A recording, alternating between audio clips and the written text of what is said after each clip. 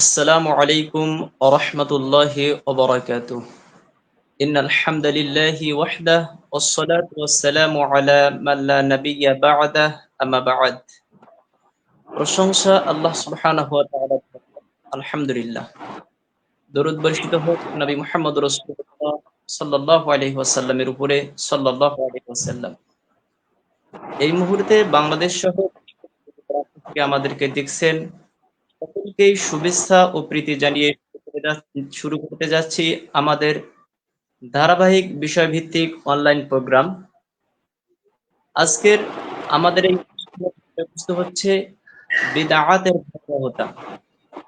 আর এ সম্পর্কে কোরআন ও সহিহ সুন্নাহ থেকে আলোচনা করার জন্য আমাদের সঙ্গে অনলাইনে যুক্ত হয়েছেন বিশিষ্ট আলেম দ্বীন শেখ রমজান আলী আশরাফী, আরবি প্রভাষক জাফরগঞ্জ। জি, সম্মানিত শ্রোতা মণ্ডলী, পর্যায়ে আপনাদের সামনে বক্তব্য নিয়ে আসতেছেন শেখ রমজান আলী আশরাফী। জি উস্তাদ, আপনি শুনতে পাচ্ছেন? আলহামদুলিল্লাহ। আসসালামু আলাইকুম জি ওয়া উস্তাদ। রাহমাতুল্লাহি ওয়া বারাকাতুহু। আলহামদুলিল্লাহি ওয়াহদা ওয়াস সালাতু ওয়াস সালামু আলা মান লা নাবিয়্যা বা'দা ওয়া আলা আলিহি ওয়া সাহবিহি আজমাইন ওয়া মান তাবি'আহুম বিইহসানি ইলা ইয়াউমিদ্দিন। ফাউযু বিল্লাহি মিনাশ শাইতানির রাজীম। বিসমিল্লাহির রাহমানির রহিম। ইত্তাবি'উ মা উনজিলা ইলাইকুম মির রাব্বিকুম ولا تتبعوا من دونه أولياء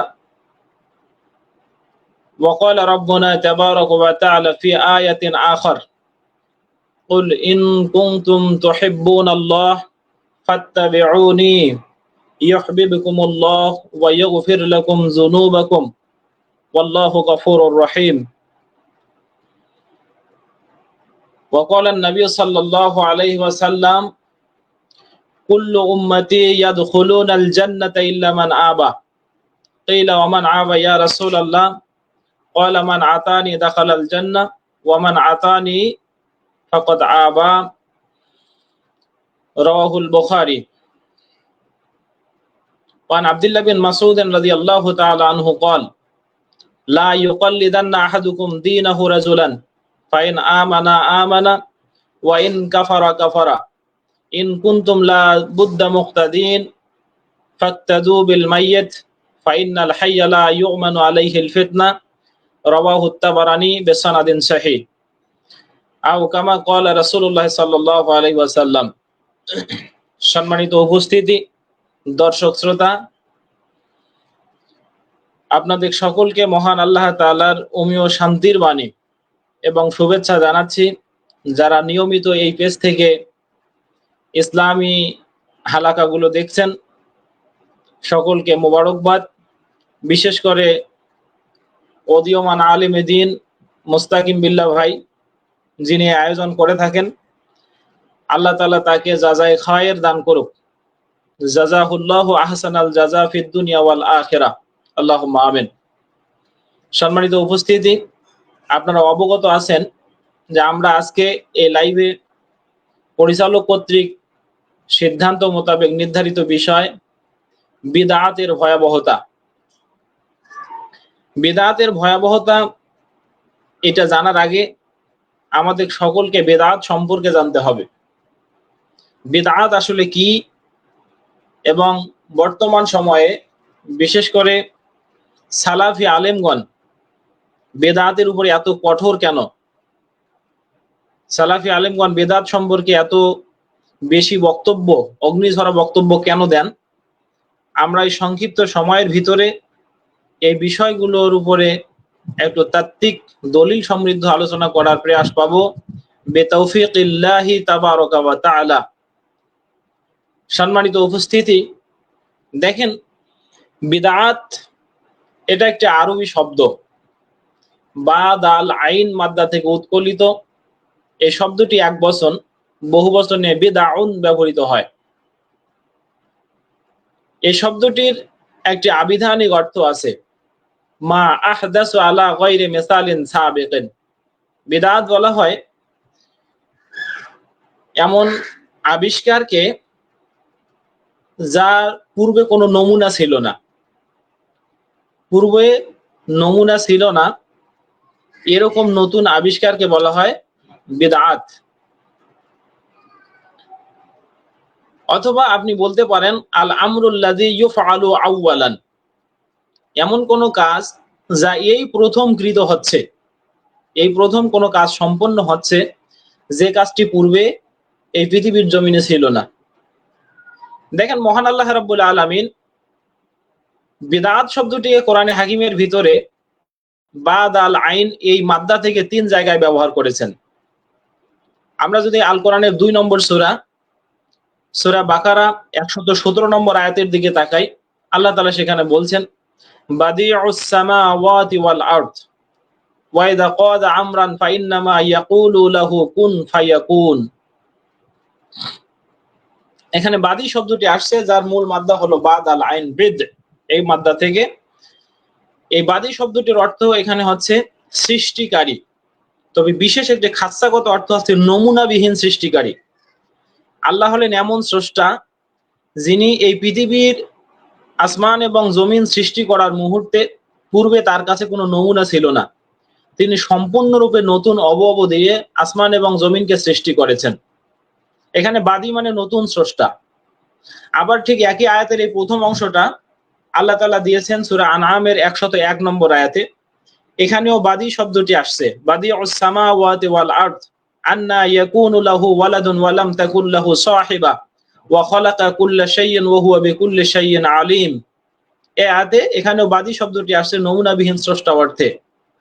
আবার এই বেদ শব্দটি আল কোরআনের সূরা আহকাফ এর ভিতরে 9 নম্বর আয়াতে আসছে কুল মা কুনতু বিদআম মিনার রাসূল ওয়া মা আদরি মা ইউফআলু বি ওয়ালা বিকুম ইন আত্তাবিউ ইল্লা মা ইউহা ইলাইয়া ইলা আখিরিল আয়াত। এখানে আল্লাহ তাআলা নবীকে বলছেন, হে নবী আপনি আরববাসীকে বলে দেন, হে আরবের মানুষেরা অথবা হে বিশ্বের মানুষেরা, দুনিয়ার মানুষেরা, আমার সাহাবীরা, তোমরা জেনে রাখো আমি রাসূলের সিলসিলায় নতুন কোন রাসূল নই, বরং আল্লাহ রাব্বুল আলামিন যে ধারার মাধ্যমে পৃথিবীর জমিনে রাসূল প্রেরণ করেছেন আমি ঠিক একই ধারারই একজন রাসূল। সুবহানাল্লাহ। এখানে বিদউন শব্দটা নতুন অর্থে আসছে। তো সম্মানিত উপস্থিতি, আমরা যদি আবিধানিক অর্থ জানি বিদআত শব্দটির, তাহলে বিদআত শব্দটির অর্থ হয়ে গেল নতুন। বিদআত মানে হচ্ছে নতুন, একেবারে নতুন। আল বিদআতু কুল্লু শাইইন উমিলা আলা গায়রি মিসালিন সাবিক। ইসলামী পরিভাষায় এটাকে বলা হয় বিদআত হলো ওই সমস্ত কাজ যে কাজটা পূর্ববর্তী কোনো নমুনা ছাড়াই এখন নতুন ভাবে কৃত হচ্ছে। এটা বিদআতের পারিভাষিক সংজ্ঞা। আমরা যদি বিদআতের আবিধানিক সংজ্ঞা থেকে বের হয়ে এখন বিদআতের শারঈ সংজ্ঞাতে প্রবেশ করি, তাহলে আমরা খুব আশ্চর্যজনক একটি তথ্য পাবো এখানে। বিদআত ইসলামী পরিভাষায় বিদআত হলো ইহদাসু মা লাম ইয়াকুন ফি আহদি রাসূলিল্লাহ সাল্লাল্লাহু আলাইহি ওয়াসাল্লাম। আমরা এতক্ষণ পর্যন্ত বিদআতের আবিধানিক অর্থ শুনেছি, কিন্তু পারিভাষিক অর্থে বিদআত হলো আল ইহদাস ইয়াকুন ফি আহদি রাসূলিল্লাহ সাল্লাল্লাহু আলাইহি ওয়াসাল্লাম, যে কাজটি আল্লাহর নবী মুহাম্মদ সাল্লাল্লাহু আলাইহি সাল্লামের যুগে ছিল না। এটা হলো শরীয়তে শরঈগতভাবে বিদআত বা শরীয়ত প্রবর্তিত বিদআতের পরিচয়। এবং এই কথাটি আল্লাহর নবী মুহাম্মদ সাল্লাল্লাহু আলাইহি সাল্লাম আজ থেকে 1400 বছর আগে হযরতে আয়েশা রাদিয়াল্লাহু তাআলা আনহার মুখ নিঃসৃত হাদিস, বর্ণিত হাদিস, উম্মাহাতুল মুমিনিন, তিনি বলেন আল্লাহর নবী মুহাম্মদ সাল্লাল্লাহু আলাইহি সাল্লাম বলেছেন মান আহদাসা ফি আমরিনা হাযা মা লাইসা মিনহু ফাহুয়া রাদ্দুন। এই হাদিস বুখারী মুসলিম 2 কিতাবের ভিতরে আছে। এছাড়াও মিশকাতুল মাসাবি কিতাবুল ঈমান বাবু ইতিসাম বিল কিতাব ওয়াস সুন্নাহ এই অধ্যায়ের ফসলুল আউয়ালের প্রথম হাদিস এটি। আল্লাহ রাসূল সাল্লাল্লাহু আলাইহি ওয়াসাল্লাম বলছেন, যে ব্যক্তি আমাদের এই দিনে নতুন কিছু সৃষ্টি করে যা মূলত আমাদের দিনের ভিতরে নেই, সে কাজটি প্রত্যাখ্যাত। এই হাদিসের ভিতরে বিদআতের একটি কমপ্লিট সংজ্ঞা দেয়া আছে। আল্লাহ রাসূল সাল্লাল্লাহু আলাইহি ওয়াসাল্লাম এখানে কয়েকটি শর্ত করেছেন। 1 নম্বর, কাজটি হবে নতুন। 2 নম্বর, কাজটি হবে দিনের ভিতরে। 3, আমরা যখন দিনই কোনো কাজ করতে চাই এই কাজগুলোর মাধ্যমে আমরা আখিরাতের প্রাপ্তি আল্লাহর কাছে আশা করি। তার মানে এই হাদিসে ইশারাতান এ কথাও বলা হয়েছে যে কোনো ব্যক্তি এমন কোনো কাজ করলো যে কাজের মাধ্যমে আল্লাহর কাছে আজুরাত বা সওয়াব প্রাপ্তির আশা করে। তাহলে এই হাদিস থেকে স্পষ্ট প্রতীয়মান হয়, আমরা যদি হাদিসটাকে পর্যালোচনা করি তাকরিজের নিরেখে বোঝার মানুষে, তাহলে আমরা বিদআতের জন্য এখানে সুপ্ত 3টি বৈশিষ্ট্য আমরা পাবো। এক, বিদআত হতে হবে সম্পূর্ণরূপে নতুন, যে কাজটি পৃথিবীর জমিনে একেবারে নতুন, কাজটি দিনের মধ্যে, এবং এই কাজটির জন্য যিনি কাজটি করছেন তার জন্য আল্লাহর কাছে প্রতিদান আশা করছেন। এই 3টি শর্তের নিরিখে কোন কাজ বিদআত বলে পরিগণিত হবে। আমরা বিদআত কে ঠিক যে মুহূর্তে সংজ্ঞায়িত করলাম, দেখেন বিদআত শব্দটি আবিধানিক এবং পারিভাষিক দুই অর্থে আমরা দুটি অর্থ পেয়েছি। আবিধানিক অর্থে বেদাতের অর্থ পেয়েছি নতুন, নব আবিষ্কার, কিন্তু পারিভাষিক অর্থে বেদাতকে আমরা পাইলাম দিনের ভিতরে নব সৃষ্টি, যা রাসূল সাল্লাল্লাহু আলাইহি ওয়াসাল্লামের যুগে ছিল না। পৃথিবীর জমিনে কিছু বোকা মানুষ আছে যারা সকল কিছুকে বেদাত বলে। কেউ বলে এরোপ্লেন বেদাত, কেউ বলে মোবাইল ফোন বেদাত, কেউ বলছে চেয়ার টেবিল, আজকে যে চেয়ারে বসে আমি কথা বলছি এটাও বেদাত, মোবাইল ফোন বেদাত, কম্পিউটার ল্যাপটপ সবই বেদাত। তো বলছি এত বেদাতের ভিতরে বসবাস করে, অথচ দিনের ভিতরে যে নতুন নতুন কিছু ভালো সৃষ্টি আমরা করলাম যার মাধ্যমে আমরা আল্লাহকে ডাকতে পারি, তাকেই তারা শুধু বেদাত বলে, আর এগুলা আবার নিজের জীবনের জন্য তারা গ্রহণ করে। তো আমি ওই বোকাদেরকে বলবো, আবিধানিক অর্থে বেদাত এবং শারঈ অর্থে বেদাত দুটো এক জিনিস নয়। আবিধানিক অর্থে বেদাত এবং শারঈ অর্থে বেদাত দুটো এক জিনিস নয়। আমরা যদি সালাত শব্দটির অর্থের দিকে তাকাই, দেখেন মুস্তাকিম ভাই, আমার কথা কি বোঝা যাচ্ছে?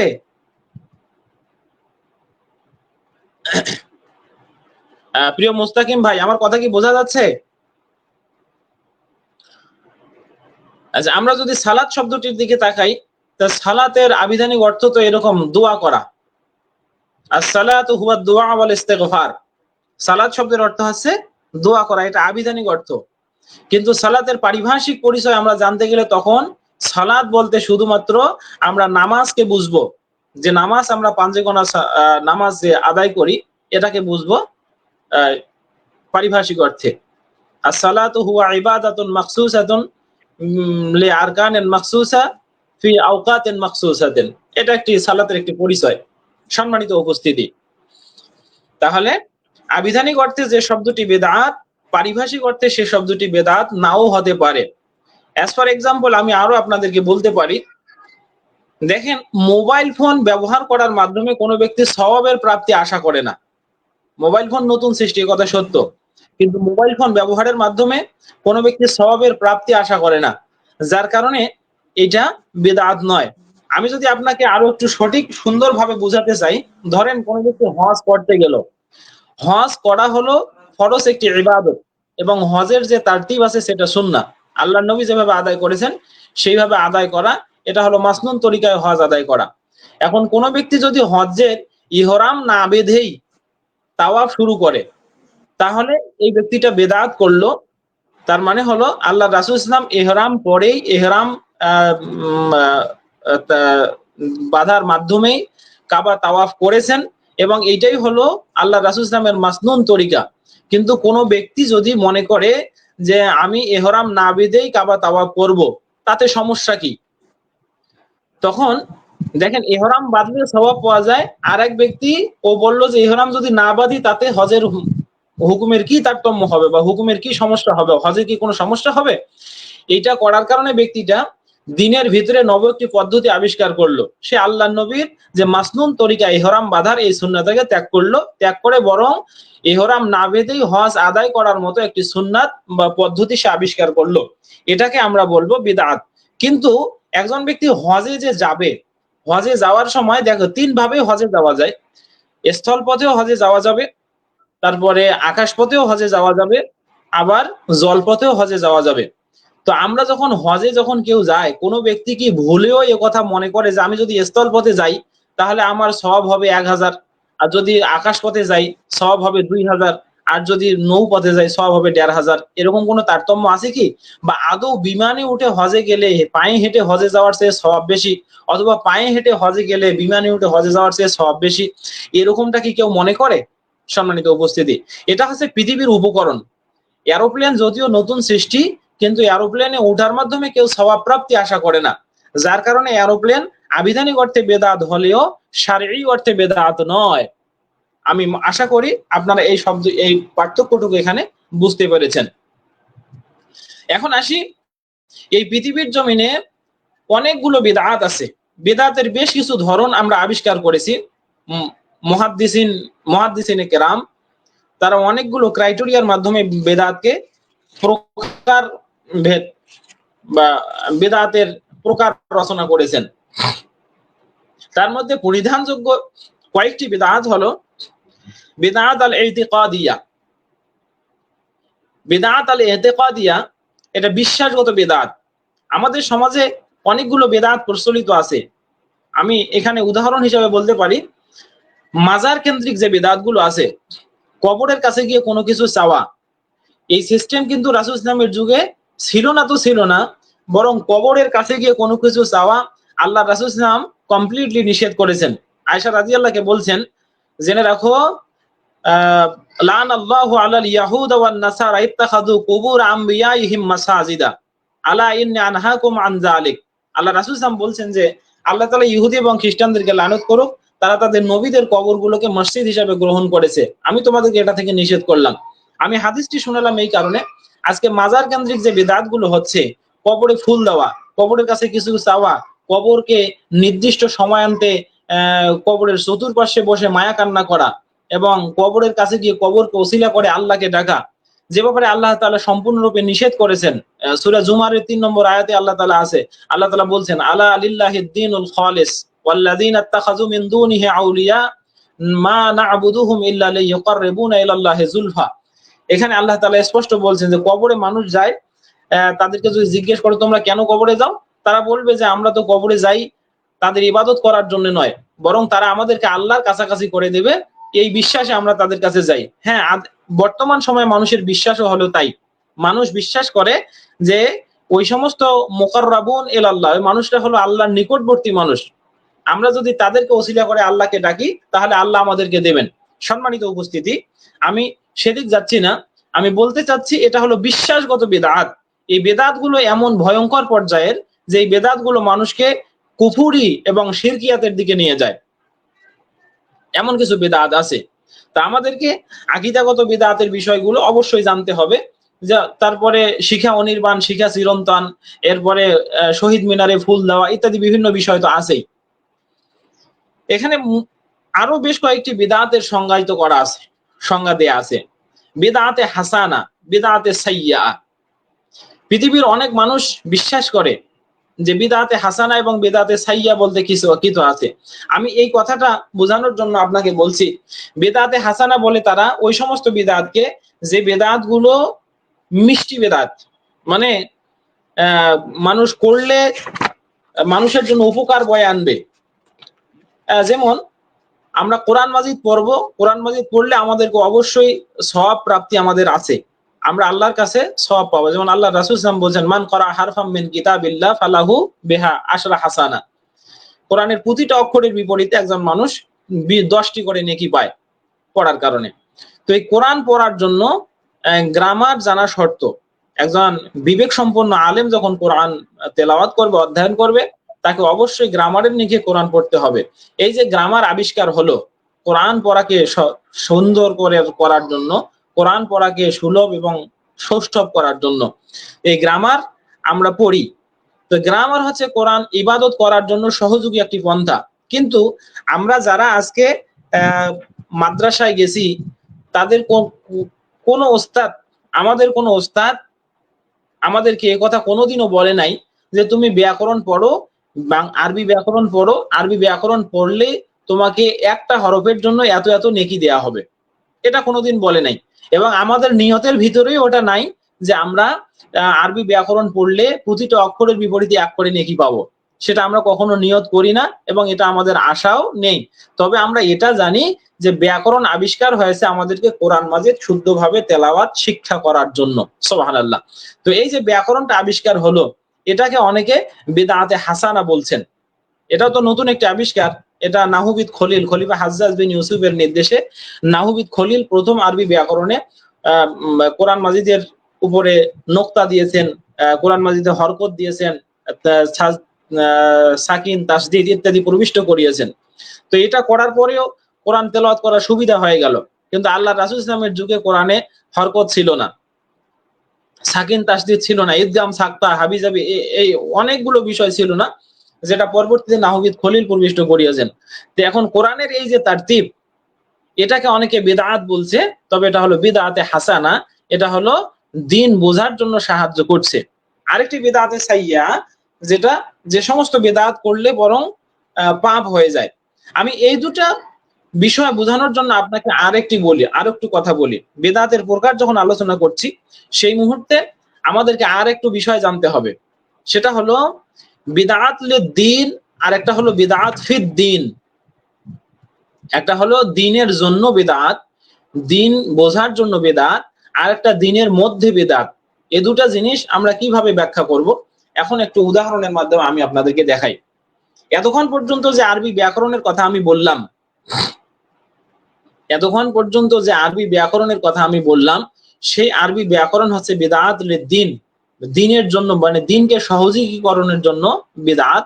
এটাকে আমরা বিদআতে হাসানা বলতে পারি।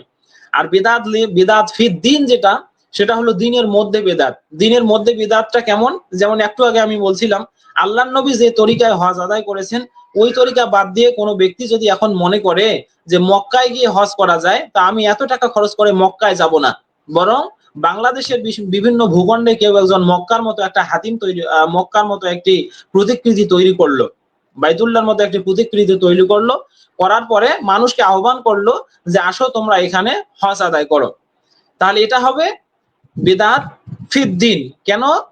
মক্কায় গিয়ে হজ আদায় করার মাধ্যমে আল্লাহর কাছে আল্লাহর সন্তুষ্টি আশা করা যায়। এখন কোনো মানুষ যদি জোর করে এই জায়গায় বাংলার জমিনে অথবা পাকিস্তানের ভূখণ্ডে অথবা এশিয়া মহাদেশে অথবা পৃথিবীর বিভিন্ন কোনো একটি জায়গায় কাবার একটি প্রতিকৃতি তৈরি করে সেখানে মানুষকে হজ করার জন্য আহ্বান করে, তাহলে মানুষ সেখানে না বোঝার কারণে এই ভেবে যাবে যে মক্কায় হজের প্রতিস্থাপক আমরা এখানে পাচ্ছি, তারপরে মক্কায় হজ করলে যেমন সওয়াব আল্লাহর কাছে আল্লাহর সন্তুষ্টি পাওয়া যায়, এই জায়গাগুলোতেও তাওয়াফ করলে বা ইমাম সাহেবের যেহেতু আহ্বান, নির্দিষ্ট পীর সাহেবের যেহেতু আহ্বান, এখানে সেভাবে আমরা গেলে আমরা এখানেও আল্লাহর কাছে সন্তুষ্টি পাবো, আল্লাহর ভালোবাসা পাবো, হজ হয়ে যাবে। নাউযুবিল্লাহি মিন যালিক।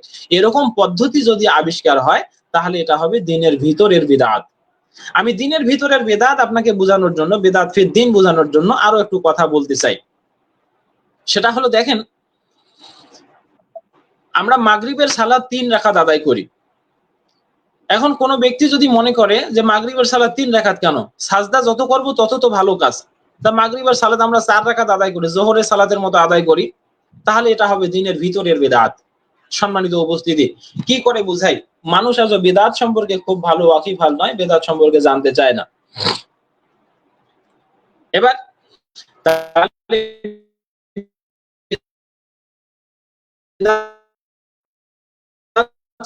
বিদআত মুখের কথায় বলতে পারি এটা বিদআত দ্বীন, এটা হলো বিদআতে হাসানা।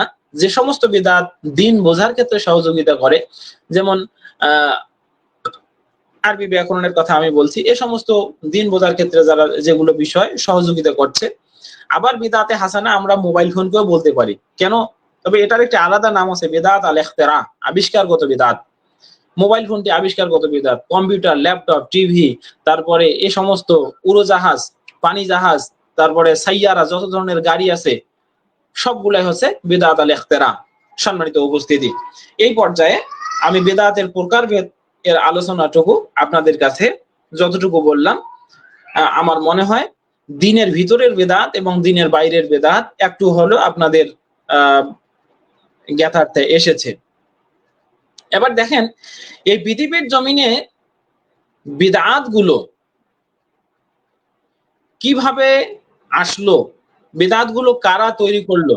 আমরা যদি বেদাতের একটি লিস্ট দেখি তাহলে আমরা বলতে পারবো ফরজ নামাজের পরে দোয়াকে বাউন্ড করা এটা একটি বেদাত, কবর যৌথভাবে জিয়ারত করা এটা একটি বেদাত, এরপরে কি বলে জানাজার সালাত আদায় করার পরে আবার মুসল্লিদেরকে সাথে নিয়ে হাত তুলে মোনাজাত করা এটা একটি বেদাত, তারপরে ঈদে মিলাদুন নবী পালন করা বেদাত, হ্যাঁ, কবরে ফুল দেওয়া বেদাত, তারপরে দশা চল্লিশা এগুলা বেদাত, এই সমস্ত আরো অনেকগুলো বেদাত আছে। তো এই বেদাত গুলো যে পৃথিবীর জমিনে আসলো, কারা নিয়ে আসলো, এই বেদাত গুলো আসলো কার কারণে? বেদাত গুলো পৃথিবীর জমিনে তৈরি হয়েছে কিছু খেয়ানতকারী আলেম এবং ইলেমহীন নামধারী পীর বুজুর্গের মাধ্যমে। আমি কেন এই কথাটি বললাম, this point to be noted. আমি কেন এই কথাটি বললাম, খেয়ানতকারী আলেম এবং পেটুক বুজুর্গ নামধারী কিছু পীর বুজুর্গের মাধ্যমে এই পৃথিবীর জমিনে বেদাত তৈরি হয়েছে। দেখেন, একজন মানুষ যখন একজন মানুষের মাথায় টুপি দেখে, মুখে দাড়ি দেখে, আলেমানা লেবাস দেখে, তখন এই মানুষটি একটা আকাঙ্ক্ষার জায়গা থেকে কিছু মানুষ, সাধারণ মানুষ আকাঙ্ক্ষার জায়গা থেকে তার কাছে যায়, আর সে তার কায়েমি স্বার্থ চরিতার্থ করানোর জন্য মানুষকে কিছু প্যাকেজ ধরিয়ে দেয়, মানুষকে বিভিন্ন কি বলে বিড়ম্বনাপূর্ণ আমল শিখিয়ে দেয়। এগুলোর ফলশ্রুতিতে পৃথিবীর জমিনে বিভিন্ন বেদাত তৈরি হয়েছে। অথচ আল্লাহ রাসূল সাল্লাল্লাহু আমি একটা হাদিস যদি আপনাদেরকে শোনাই, হযরত আব্দুল্লাহ বিন ওমর ইবনে খাত্তাব রাদিয়াল্লাহু তাআলা আনহু বলছেন, ইন্নাল্লাহা লা ইয়াকবিদুল ইলমা ইনতিজাআন ইয়ানতাজিহু মিনাল ইবাদ। এই হাদিসের শেষের দিকে আসছে, হাত্তা ইযা লাম ইয়াবকা আলিমান ইত্তাখাযুন নাসু রুসান জুহালা ফাসুইলু ফাফতাউ বিগাইরি ইলমিন ফাদাল্লু ওয়া আদাল্লু। আমার মনে হয় এই পৃথিবীর জমিনে আলেম শূন্যতার কারণেও বেদাত তৈরি হয়েছে। যখন কি বলে হক্কানি আলেমরা ইসলাম গর্হিত কোনো কাজ দেখার পরে চুপ থাকে, তখন তারাও বেদাত তৈরির ক্ষেত্রে অগ্রণী ভূমিকা পালন করে, তখন বেদাত পৃথিবীর জমিনে তৈরি হয়। অথচ আলেমদেরকে বিচার করার জন্য আল্লাহ রাসূল সাল্লাল্লাহু আলাইহি ওয়াসাল্লাম কঠিন একটি মানদণ্ড দিয়েছেন। এ পর্যায়ে আমার কাছে খুব একটি পরিধানযোগ্য কথা মনে পড়ছে, ক্বালা লাইস বিন সাইদ, আপনারা পাবেন এই কথাটি সূরাতুল বাকারার 34 নম্বর আয়াতের তাফসিরে।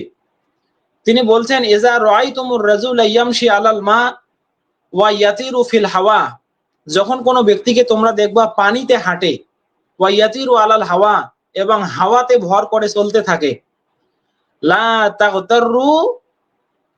তাগতাররু বিহি হাত্তা তারজিউ আমরাহু ইলাল কিতাবি ওয়াস সুন্নাহ, তোমরা তার এই কথাকে, এই ব্যাপারটাকে কারামত ভেবে তাকে অনেক বড় কিছু মনে করো না, যতক্ষণ পর্যন্ত তার আমলগুলোকে কোরআন এবং সুন্নাহর নিরিখে তোমরা বিচার না করো। এই কথাটি আমি কেন বললাম, কিছু মানুষ ওই যে আমাদের দেশে ওয়াজ হয় না, কিছু মানুষ বলে যে আমার বাবা হুজুর, আমার দাদা হুজুর এমন ছিল যে পানিতে জায়নামাজ বিছায়া আমার দাদা হুজুর সালাত আদায় করছিল, বা আমার দাদা হুজুর, আমার বাবা হুজুর এমন ছিল বনের জঙ্গলে গিয়া বলে, এ বাঘ, আমি আসছি দূর থেকে, আমি সেই এশিয়া মহাদেশ থেকে আসছি, আফ্রিকার জঙ্গলের বাঘ, তুমি আমাকে আক্রমণ করো না। এইটা শোনার পরে বাঘ আবার জঙ্গলে চলে গেল। এই সমস্ত কারামত বর্ণনা করার পরে ওই বাবার প্রতি মানুষের মন আকর্ষণ করে এবার পীর সাহেব ধরিয়ে দিল, সুবহানাল্লাহ বলবা 3000 বার, আল্লাহু আকবার বলবা 10,000 বার, এরপরে তোমার সালাত থাকুক আর না থাকুক, তোমার যাকাত থাকুক আর না থাকুক, তুমি যাই করো, কিয়ামতের ময়দানে যখন তুমি পাপ সমুদ্রে হাবুডুবু খাবা, তখন আমার বাবারা, আমার দাদারা তাদের কারামতের কারণে জাহাজ নিয়ে আসি তোমাদেরকে জান্নাতে নিয়ে যাবে। সম্মানিত উপস্থিতি, তাদের এই দরবারগুলোতে কি পরিমাণ বেদাত হয়। তো তারা যে মানুষকে এই বিষয়গুলো শিখালো আর মানুষ এটা গ্রহণ করলো, কোন দুর্বলতার কারণে? তারা যখন মানুষকে বলে যে জঙ্গলের বাঘ আমাদের কথা শোনে, তারা যখন মানুষকে বলে যে আফ্রিকার জঙ্গলের বাঘ আমাদের কথা শোনে, আমার বাবা হুজুর পানিতে যায় নামাজ বিছায়া এই কাজ করে, আমরা তারপরে ভয়ঙ্কর কথা একটা শুনছি সেদিন, গত কয়েকদিন আগে ইউটিউবে একটা কথা শুনলাম নবীরা পৃথিবীতে দাওয়াতের মাধ্যমে যত মানুষকে মুসলমান বানাইতে পারে নাই, তার সে বেশি মুসলমান নাকি তার বাবা হুজুর বানাইছে, 10 কোটি মানুষকে মুসলমান বানাইছে। এ সমস্ত কথাও তারা বলে। সম্মানিত উপস্থিতি, এই সমস্ত নাদান নিরেট মূর্খ মানুষদের মধ্য থেকেই বিদআত পৃথিবীর জমিনে প্রতিষ্ঠিত হয়েছে, এ ব্যাপারে কোনো সন্দেহ নাই। আপনারা এটা পাবেন সূরা আলে ইমরানের ৭৮ নম্বর আয়াতে দেখবেন, ওয়াইন্না মিনহুম লাফারিকান ইয়ালউনা আলসিনাতাহুম, হ্যাঁ, লিতাহসাবু ইলা আখিরিল আয়া। আল্লাহ তাআলা বলছেন যে তাদের মধ্যে থেকে কিছু মুনাফিক মার্কা আলেম দেখবেন তৈরি হবে, যারা বলবে যে এটা আল্লাহর কিতাব, কিন্তু ওয়ামা হুয়া মিনাল কিতাব, কিন্তু এটা আল্লাহর কিতাব নয়। তারা তাদের জিহ্বাকে ঘুরিয়ে ফিরিয়ে মানুষের কাছ থেকে উপরি পাওয়া চরিতার্থ করার জন্য এগুলো তারা বলবে। সম্মানিত উপস্থিতি, তাহলে এভাবেই কিছু ভুল মানুষের দ্বারা, কিছু কায়েমি স্বার্থান্বেষী মানুষের দ্বারা পৃথিবীর জমিনে বিদআত প্রতিষ্ঠিত হয়েছে। আমাদেরকে অবশ্যই আলেম চিনে এলেম নিতে হবে। আল্লামা ইবনে সিরিন রাহিমাহুল্লাহ বলছেন এজন্যে, আল হাদিসু দীনুন ফানজুরু আম্মান তাখুযুনা দীনাকুম। হাদিস হলো বা সুন্নাহ হলো দ্বীনের জ্ঞান, হলো এটা হলো দ্বীন, এটা দ্বীনের অবিচ্ছেদ্য একটা অংশ। সুতরাং তোমরা কার কাছ থেকে দ্বীন গ্রহণ করবে সেটা জেনে নাও। শুধু লেবাস এবং বেশভূষা দেখলেই কাউকে দ্বীনের পরিপূর্ণ জ্ঞানী মনে করা হবে না, বরং তাকে দেখতে হবে তার আমলটা কোরআন এবং সুন্নাহর নিরিখে বাস্তব হয় কিনা, সেটা আমাদেরকে দেখতে হবে। সেটা দেখার মাধ্যমেই এটা জানতে হবে। সম্মানিত উপস্থিতি, এখন পৃথিবীর জমিনে যদি কেউ বিদআত করে, তাহলে এই বিদআতের পরিণতি কি হবে? বিদআতের পরিণতি কি হবে? যারা আমরা আজকে দশা চল্লিশা, কবরে ফুল দেওয়া, মাজার কেন্দ্রিক বিভিন্ন বিদআত গুলো যারা আমরা করছি, সব মানুষই আমরা মনে করছি যে এই বিদআত গুলোর এই কাজগুলোর মাধ্যমে আমরা মূলত ভালোই করছি, এটার মাধ্যমে আমরা সওয়াব প্রাপ্তি আশা করছি। কিন্তু আসলে আল্লাহ রাব্বুল আলামিন তাদের এই হীন ও অপচেষ্টাটা আল কোরআনের 18 নম্বর সূরা কাহাফের 103 এবং 4 নম্বর আয়াতে খুব সুন্দরভাবে ফাঁস করে দিয়েছেন। আল্লাহ তাআলা বলছেন, কুল, হে নবী বলুন, হাল নুনাব্বিউকুম বিল আখসারিনা আমালা, হে নবী তাদেরকে বলুন যে আমি কি তোমাদেরকে জানিয়ে দেব না ওই মানুষদের কথা যারা আমল করেও ক্ষতিগ্রস্ত, আল্লাযীনা যাল্লা সায়ুহুম ফিল হায়াতিদ দুনিয়া, যাদের আমলগুলো পৃথিবীর জমিনে একেবারে পর্যবসিত হয়ে যাবে, ধূলিসাৎ হয়ে যাবে, ওয়াহুম ইয়াহসাবুনা আন্নাহুম ইহসিনুনা সুনআ, কিন্তু তারা মনে করে যে তাদের এই আমলগুলো অত্যন্ত সুন্দর, এই আমলগুলোর মাধ্যমে তারা কবরে বা মরণের পরে আল্লাহর কাছে আজুরাত আশা করবে। আমল যত সুন্দর হোক, সুন্দর আমল করেও পার পাওয়া যাবে না। আমি এই জায়গায় আরেকটি কথা বলি, বিদআত পৃথিবীতে প্রতিষ্ঠিত হওয়ার আরেকটি অপকৌশল হলো ক্ষতি কি, এই কথা বলা। কিছু মানুষ নিরেট মূর্খতার বসে কোনো কাজ হচ্ছে, আর যখনই বেদাত চিহ্নিত করে আমরা বলতে চাই যে এটা বেদাত, এটা ছেড়ে দিতে হবে, তখন তারা বলে ক্ষতি কি, এর পিছনের দলিল কি। এই ক্ষতি কি, এই কথার মাধ্যমে বড় ধোঁকাটি দেয়।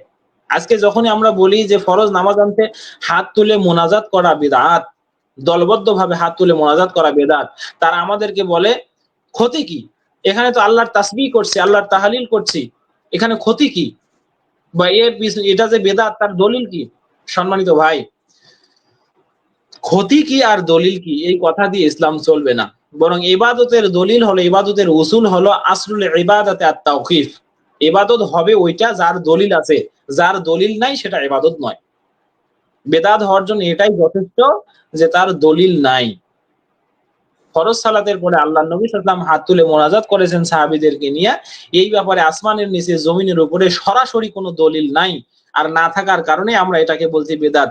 এখন কোন মানুষ যদি নিরেট মূর্খতার বশতে বলে যে যেহেতু এটার বিপক্ষে দলিল নাই তাই আমরা এটা করব, তা আমরা তো বলছি তুমি এই উসুল জানো না, আসলুল ইবাদাতে আত-তাওকিফ, ইবাদত হবে দলিল সমৃদ্ধ।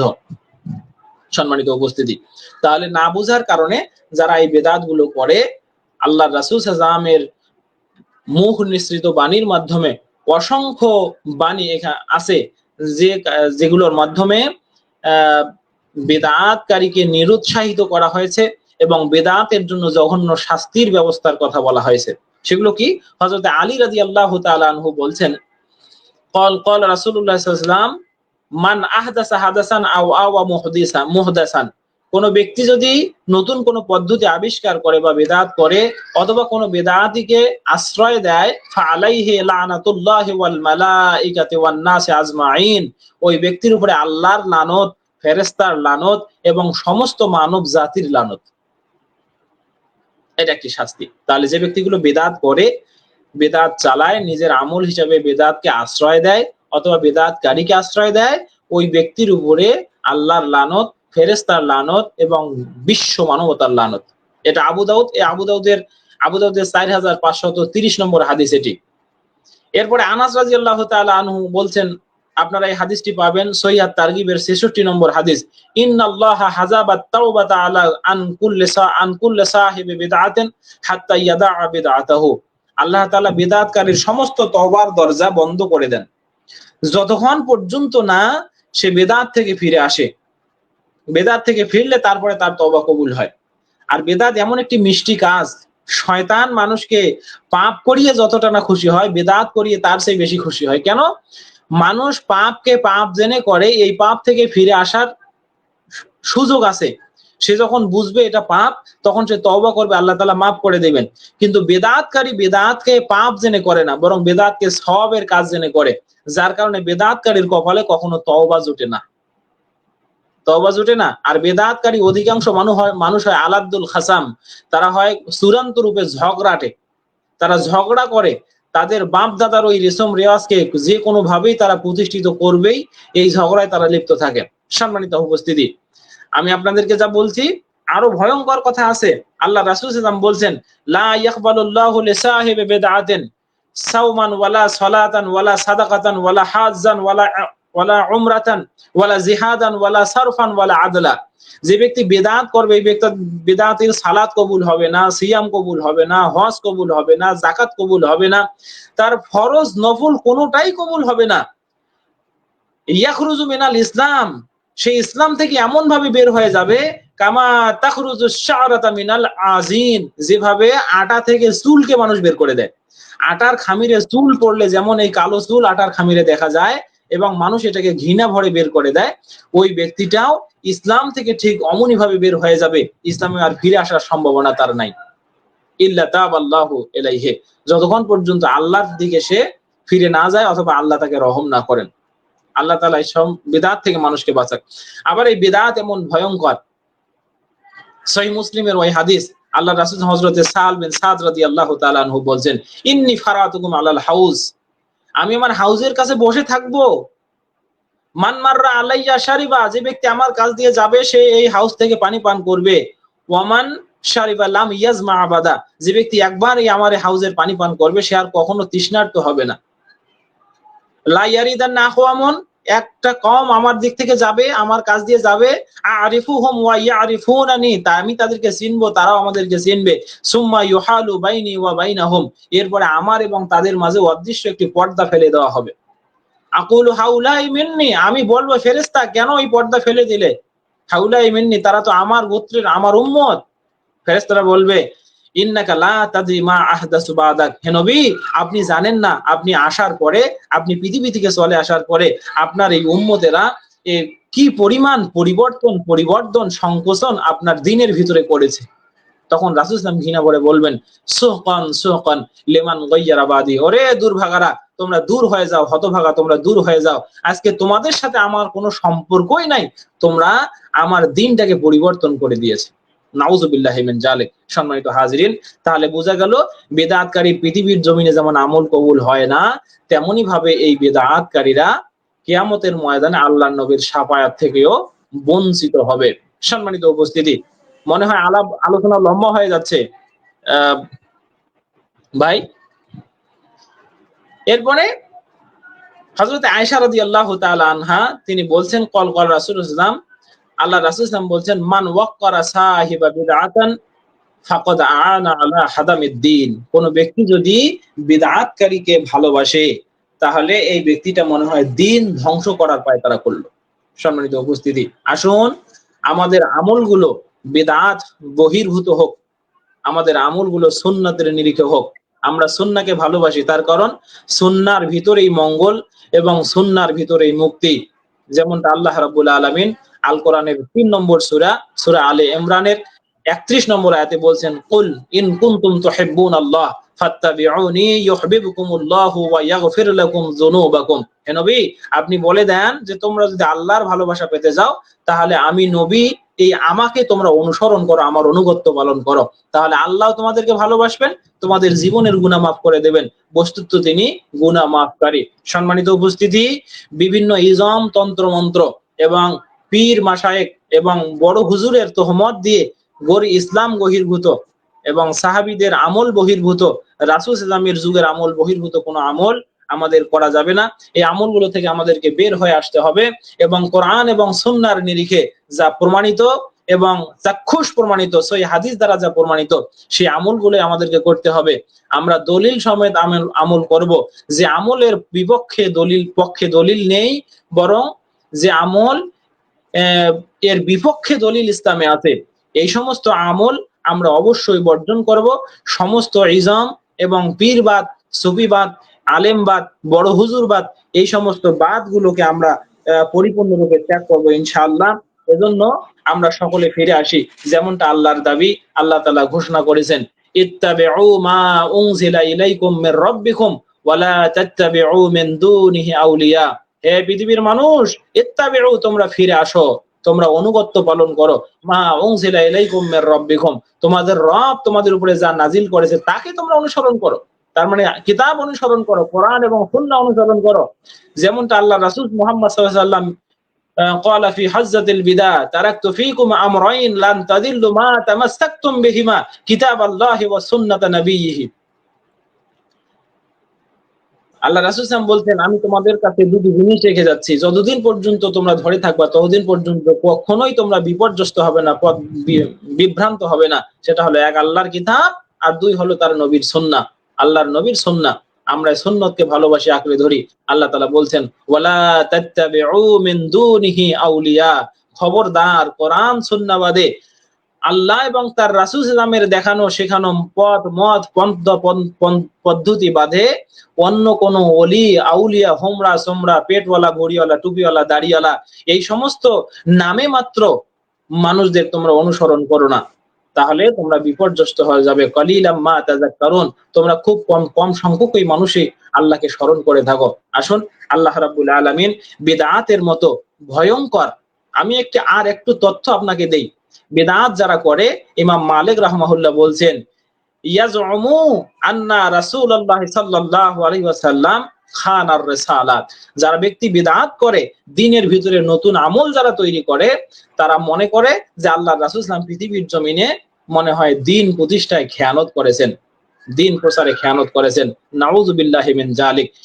দ্বীনের ভিতরে বিদআত করা, বিদআতি আমল করা মানে আল্লাহর নবীকে অপমান করা। নবীকে অপমান করে উম্মত পৃথিবীর জমিনেও যেমন শান্তি পাবে না, তেমনি আখিরাতেও উম্মতের কপালে শাফায়াত জুটবে না। আল্লাহ রাব্বুল আলামিন আমাদেরকে এই গর্হিত কাজ থেকে ফিরে আসার তৌফিক দান করুক এবং কোরআন এবং সহিহ সুন্নাহ মাফিক জীবন গঠন করার তৌফিক দান করুক। সম্মানিত উপস্থিতি, আর যদি কোনো কথা না থাকে তাহলে আমি এখানেই আমার কথা শেষ করলাম। ওয়া আখিরি দাওয়ানা আনিল হামদুলিল্লাহি রাব্বিল আলামিন, ওয়াসসালামু আলাইকুম ওয়া রাহমাতুল্লাহ। মুস্তাকিম ভাই।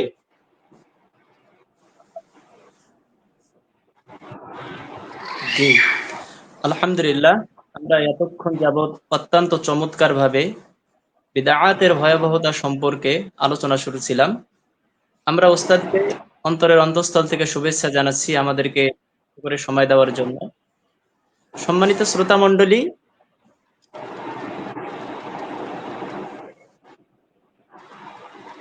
আজকে বিদআতটা উৎপরিতভাবে আমাদের মধ্যে জড়িত। সাধারণ মানুষ থেকে শুরু করে একবারে আলেম পর্যন্ত সকল মানুষই আমরা বিদআতের সঙ্গে জড়িয়ে আছি। এমতো পর্যায়ে আমরা যদি মানুষদেরকে সুন্নাহর কথা বলি, তখন মানুষেরা এই সুন্নাহটাকেই বিদআত মনে করে। আর বিদআত গুলো আমরা এমন ভাবে করি, বিদআতটা আমাদের মধ্যে সুন্নতে পরিণত হয়ে গিয়েছে। আসুন, এজন্যই আমরা কোরআন এবং সহিহ সুন্নাহ মোতাবেক আমল করার চেষ্টা করি। বিদআতি কর্মকাণ্ড যেগুলো আমাদের সমাজে চলছে সেগুলো বর্জন করার চেষ্টা করি। এই বলে আজকের অনুষ্ঠান আমরা এখানে শেষ করছি। পরবর্তী অনুষ্ঠান দেখার আমন্ত্রণ জানিয়ে সকলের সুস্বাস্থ্য কামনা করে এখানেই বিদায় নিচ্ছি। আসসালামু আলাইকুম ওয়া রাহমাতুল্লাহি ওয়া বারাকাতুহু। ওয়ালাইকুম